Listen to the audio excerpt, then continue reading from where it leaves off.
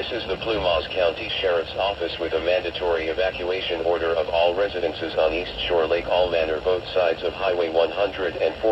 This includes the intersection of Highway 147 at A13 east to Little Dyer Mountain southeast to include Dyer Mountain and south to Highway 89 due to a wildfire. You should leave the area immediately. If you remain, emergency personnel may not be able to help you. Please evacuate northbound Highway 147 to A13. A Chester evacuation shelter has been set up. Please visit the Plumas County Sheriff's Office Facebook page or visit Plumas County website for more information.